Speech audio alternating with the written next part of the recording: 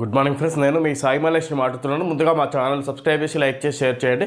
అదేవిధంగా వీలైనంత ఎక్కువ మందికి షేర్ చేసి అందరూ సబ్స్క్రైబ్ చేసుకోగలరని కోరుచున్నాను. అదే ఈరోజు వార్తల్లోని ముఖ్యాంశాలు తెలుసుకుందాం. ఆంధ్రజ్యోతి దినపత్రిక, కేటీఆర్ అహంకారం తగ్గించుకోవాలి, ఈ గెలుపుతో మా బాధ్యత మరింత పెరిగింది. జూబ్లీహిల్స్ ఓటర్లు కాంగ్రెస్ను ఆశీర్వదించారు. ఓడితే కుంగిపోవడం, గెలిస్తే పొంగిపోవడం తెలియదు. హైదరాబాద్ను మహానగరంగా తీర్చిదిద్దుతాం. కిషన్ రెడ్డి, కేటీఆర్, హరీష్లు సహకరించాలి. ప్రభుత్వానికి సూచనలు చేయాలి. అవసరమైతే ప్రశ్నించాలి. కిషన్ రెడ్డి తన వ్యవహార శైలిని మార్చుకోవాలి. హరీష్ అసూయను, కేటీఆర్ అహంకారాన్ని తగ్గించుకోవాలి. కేసీఆర్ క్రియాశీల రాజకీయాల్లో లేరు. ఆయన గురించి మాట్లాడను సీఎం రేవంత్ రెడ్డి.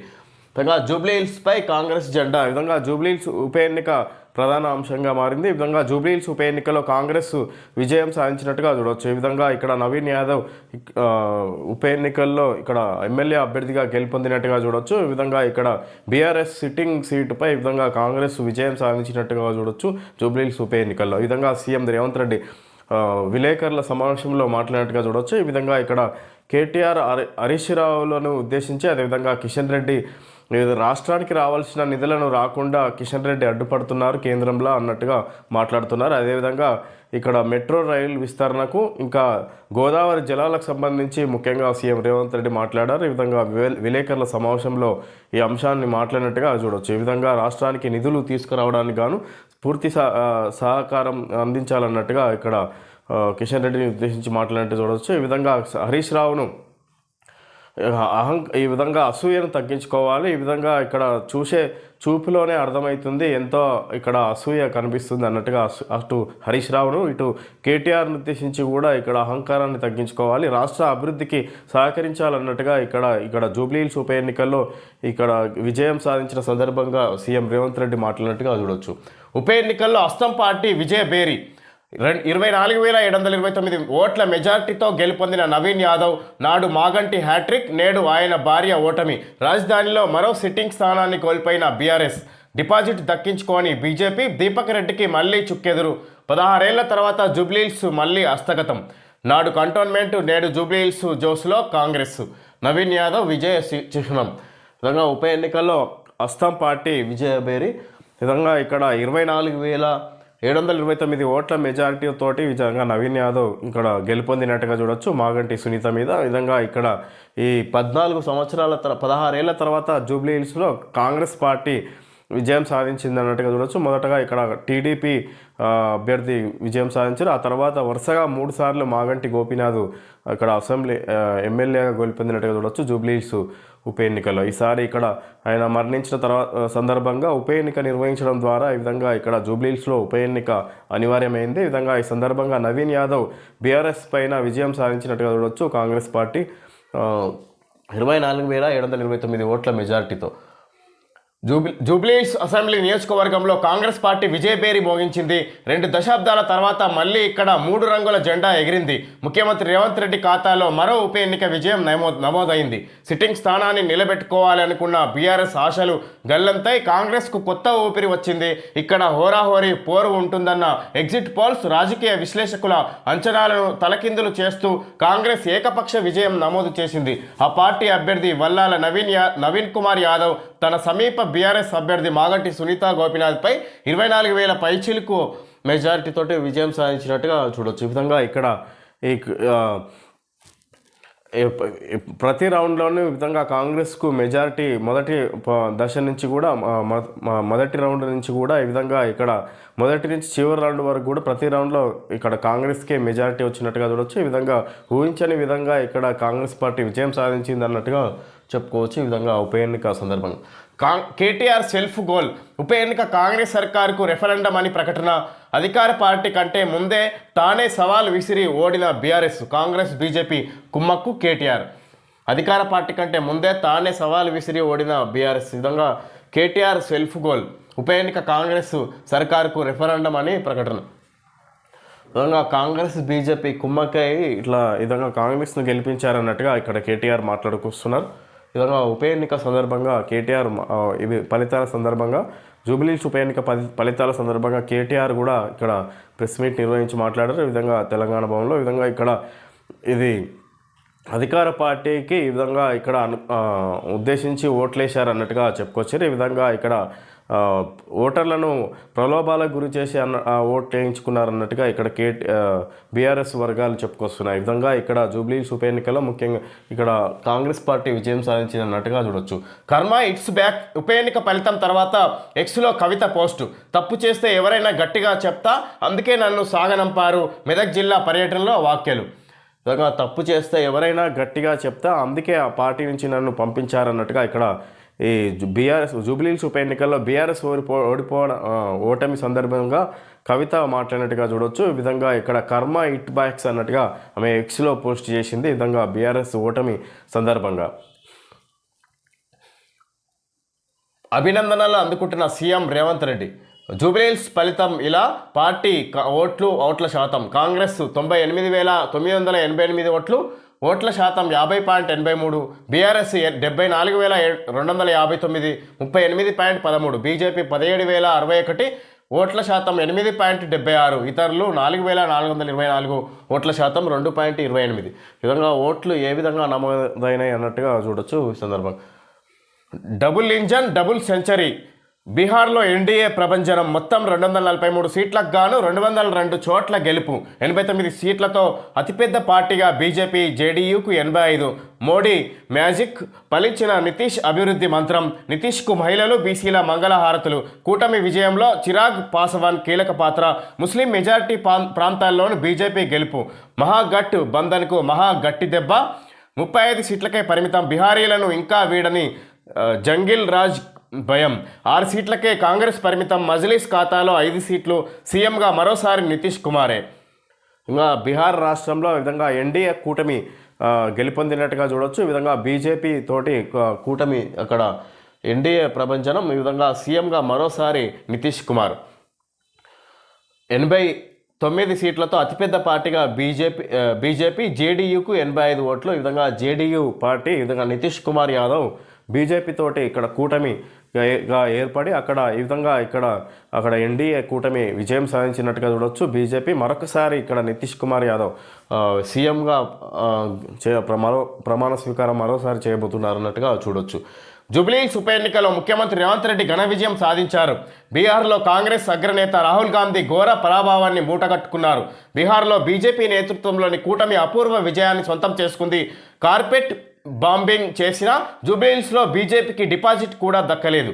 అసెంబ్లీ, లోక్సభ ఎన్నిక ఏదైనా ఓటమికి చిరునామాగా రాహుల్ నిలుస్తున్నారు. ఒకప్పుడు అజేయం అనుకున్న బీఆర్ఎస్ కూడా ఇప్పుడు అచ్చంగా అదే బాట. అసెంబ్లీ ఎన్నికల్లో ఓటమి తర్వాత ప్రతి ఎన్నికల్లోనూ ఆ పార్టీ తీరు తీసి కట్టే. ఈ విధంగా ఇక్కడ రాహుల్ గాంధీ ఎక్కడ ప్రచారం చేసినా ఎక్కడ పరాజయం పొందుతున్నారు.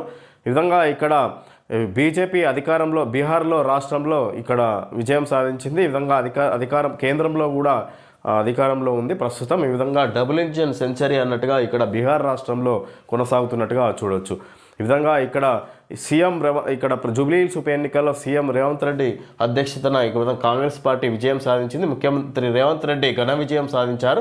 బీహార్లో కాంగ్రెస్ అగ్రనేత రాహుల్ గాంధీ ఘోర పరాభవాన్ని మూటగట్టుకున్నారు. ఈ విధంగా ఇక్కడ బీహార్లో రాహుల్ గాంధీ ఓటమి పాలయ్యారు. ఈ విధంగా ఇక్కడ రాష్ట్రంలో సీఎం రేవంత్ రెడ్డి అసెంబ్లీ ఉప ఎన్నికలను గెలిపించుకున్నారన్నట్టుగా చూడవచ్చు. ఈ విధంగా ఇక్కడ ఈ బీఆర్ఎస్ అసెంబ్లీ ఎన్నికల ఓటమి తర్వాత ఎక్కడ ఎన్నికలు జరిగినా ఓటమి పాలవుతున్నారన్నట్టుగా కూడా చూడవచ్చు. ఇక్కడ వార్త ప్రధానంగా బీహార్ అసెంబ్లీ ఎన్నికల్లో డబుల్ ఇంజన్ సర్కార్ దుమ్ము రేపింది. మోడీ, నితీష్ కుమార్ జోడీ అద్భుతం చేసింది. ఎన్నికల్లో 6/5 సీట్లను సాధించి విజయ దుందుబి మోగించింది. రాష్ట్ర అసెంబ్లీలో 243 స్థానాలుంటే ఎన్డీఏ 202 సీట్లలో ఘన విజయం సాధించింది. ఇక్కడ బీజేపీ ఏకంగా 88% స్ట్రైక్ రేట్ను సాధించింది. ఆ పార్టీ 101 సీట్లలో పోటీ చేసి ఏకంగా 89 స్థానాల్లో విజయం సాధిస్తే పవన్ కళ్యాణ్ తరహాలోనే బీహార్లో చిరాగ్ పాస్వాన్ ఫీనిక్స్ పక్షిలా ఎదిగి 68% స్ట్రైక్ రేట్ను సాధించారు. ఈ విధంగా ఇక్కడ పవన్ కళ్యాణ్ లాగానే ఏపీలో ఈ విధంగా ఇక్కడ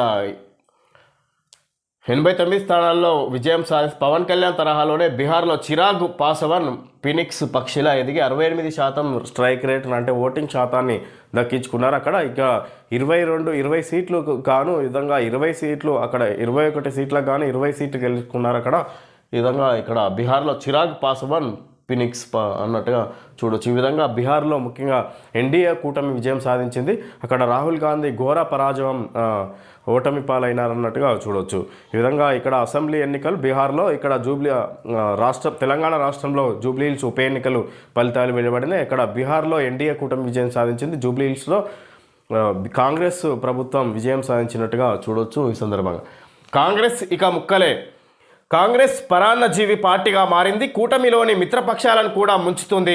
ముస్లిం లీగ్ మావోయిస్టు కాంగ్రెస్లా మారింది. కాంగ్రెస్ పార్టీకి ఎలాంటి విజన్ లేదు, కేవలం నకారాత్మక అజెండానే ఉంది. కాంగ్రెస్ నేతలే అధిష్టానం విధానాలను వ్యతిరేకిస్తున్నారు. త్వరలో కాంగ్రెస్ మరోసారి ముక్కలు చెక్కలు కాబోతుంది. 2014 నుంచి ఇప్పటి వరకు జరిగిన 3 లోక్సభ ఎన్నికల్లో కాంగ్రెస్ కనీసం 3 అంకెల సీట్లను సాధించలేకపోయింది. ఈ విజయం ఎన్నికల సంఘంపై ప్రజల నమ్మకాన్ని మరింత పెంచింది. బీహార్లో ఇక ఎప్పటికీ జంగిల్ రాజ్ ప్రభుత్వం తిరిగి రాదు. బీహార్ విజయం బెంగాల్లో బీజేపీకి మార్గం సుగమం చేసింది ప్రధాని నరేంద్ర మోడీ. విధంగా ఇక్కడ బీహార్లో ఎన్డీఏ కూటమి విజయం సాధించిన సందర్భంగా ప్రధానమంత్రి నరేంద్ర మోడీ మాట్లాడుతున్నారు అన్నట్టుగా చూడొచ్చు. ఈ విధంగా కాంగ్రెస్ ఇక ముక్కలే. ఇక్కడ ఈ ఎన్నికల కమిషన్కి ఒక అనుమానం వచ్చే విధంగా ఇక్కడ జరుగుతున్న ప్రతి ఎన్నికల్లోనూ ఓటమి పాలవుతున్నట్టుగా ఈ విధంగా ఇక్కడ ముక్కలే. కాంగ్రెస్ పార్టీకి ఇక్కడ భవిష్యత్తు లేదన్నట్టుగా చెప్పుకొస్తున్నారు ప్రధానమంత్రి నరేంద్ర మోడీ. 2014 నుంచి ఇప్పటి వరకు జరిగిన 3 లోక్సభ ఎన్నికల్లో కాంగ్రెస్ కనీసం 3 అంకెల సీట్లను సాధించలేకపోయింది. ఈ విజయం ఎన్నికల సంఘంపై ప్రజల నమ్మకాన్ని మరింత పెంచింది. బీహార్లో ఇక ఎప్పటికీ జంగిల్ రాజ్ ప్రభుత్వం తిరిగి రాదు. బీహార్ విజయం బెంగాల్లో బీజేపీకి మార్గం సుగమం చేసింది ప్రధాని నరేంద్ర మోడీ. బీహార్ తీర్పు మొత్తం సీట్లు 243, ఎన్డీఏ కూటమి 202, బీజేపీ 89 సీట్లు, జేడీయూ 85, ఎల్జేపీ 19, ఇతరులు 9. విధంగా విజయం సాధించినట్టుగా చూడొచ్చు ఎన్డీఏ కూటమి. మహాగఠ్ బంధన్ 35 సీట్లకు, ఆర్జేడీ 35 సీట్లు గెలుచుకున్నారు మొత్తం అసెంబ్లీ సీట్లకు గాను. మహాగఠ్ బంధన్ ప్రతిపక్ష పార్టీ ఇప్పుడు ప్రజెంట్లో బీహార్లో ఓడిన కూటమి అనుకోవచ్చు. ఆర్జేడీ 25, కాంగ్రెస్ 6, ఇతరులు 4. ఇతర పార్టీలు మజ్లిస్ 5, బీఎస్పీ 1. పెద్ద కాంగ్రెస్ పార్టీ అక్కడ రాహుల్ గాంధీ ప్రచారం చేసినా కూడా 6 సీట్లకే పరిమితమైనట్టుగా చూడొచ్చు. అక్కడ స్థానిక పార్టీ ఇక్కడ ఆధిక్యంలో ఉన్నట్టుగా చూడొచ్చు కాంగ్రెస్ కంటే కూడా. ఆర్జేడీయే అక్కడ బలంగా ఉన్నట్టుగా చూడొచ్చు కాంగ్రెస్ పార్టీ కంటే కూడా. ఈ విధంగా బీహార్లో ఫలితాలు ఎన్డీఏ కూటమికి విజయం ఉన్నట్టుగా చూడొచ్చు. సారీ సార్, ఓటర్ల జాబితా సవరణపై రాహుల్ గాంధీ పోరాటం ప్రభావం శూన్యం. ఓటు చోరీ విమర్శల్ని పట్టించుకోని ఓటరు. రాహుల్ యాత్ర చేసిన అన్ని సీట్లలో ఓటమి. ఎన్నికల్లో తొలి నుంచి అక్రమాలే. రాహుల్ గాంధీ ఎన్నికల వ్యూహకర్త పీకే పార్టీకి 0 సీట్లు. ఎన్నికల వ్యూహకర్త పీకే పార్టీకి ప్రశాంత్ కిషోర్కి 0 సీట్లు. ప్రశాంత్ కిషోర్ ఎన్నికల వ్యూహం అంటే ఏ విధంగా ప్రచారం చేస్తే అక్కడ విజయం సాధించవచ్చు, ఏ పార్టీకి మెజారిటీ పెట్టబోతున్నారు అన్నట్టుగా ముందస్తు సర్వే చేయగలే వ్యక్తి Prashanth Kishore.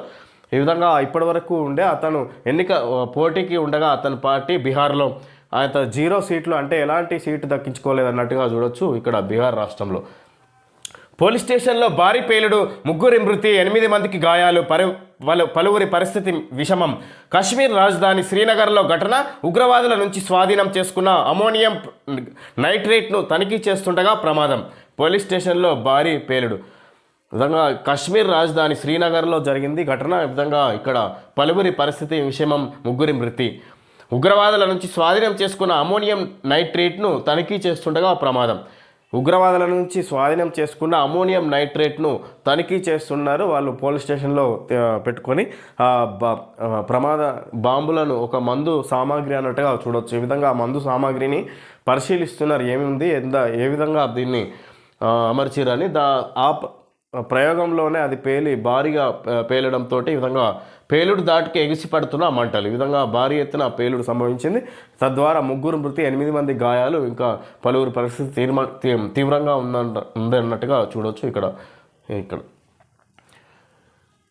HMDA గురైంగ్ global mega ఈ వేలం కోకాపేట నియోపోలిస్ మరియు గోల్డెన్ మైల్ వద్ద బహుళ వినియోగంలో గల జోన్లోని ఎన్కంబ్రైన్లో లేని ప్రధాన భూములను సొంతం చేసుకున్నటకు హెచ్ఎండిఏ అవకాశం కల్పిస్తుంది. తెలంగాణ ప్రభుత్వం తరపున హెచ్ఎండిఏ ఈ వేలం ద్వారా దిగువ తెలిపిన భూములను ఎక్కడ ఎలా ఉన్నది అక్కడ అలాగే ప్రాతిపదికన విక్రయించుటకు బిడ్స్ కోరుతుంది. విధంగా ప్రభుత్వ భూమిని మరొకసారి వేలం వేస్తుంది హెచ్ఎండిఏ ద్వారా. ఈ విధంగా ఇక్కడ వేలపాటలో పాల్గొనడానికి కానీ ఈ విధంగా వివరాలు ఇచ్చినట్టుగా చూడొచ్చు. సమాచారం కొరకు సంప్రదించండి. సీటు సందర్శనకై Shri Apparao ESE EE HMDA phone నెంబర్లు కూడా ఇచ్చారు. Shri Ravinder DYEE HUM HMDA phone number. ఈ విధంగా ఇక్కడ ప్రభుత్వ అధికారులు హెచ్ఎండిఏ అధికారుల నెంబర్లు ఇచ్చారు. ఇక్కడ కాంటాక్ట్ అయ్యి ఇక్కడ వేలంపాట వాడే వాళ్ళు ఇక్కడ పాల్గొనవచ్చు అన్నట్టుగా కాంటాక్ట్ కావచ్చు అన్నట్టుగా చూడవచ్చు. ఓకే ఫ్రెండ్స్, ఈరోజు వార్తల్లోని ముఖ్యాంశాలు తెలుసుకోవడం జరిగింది. Thank you friends.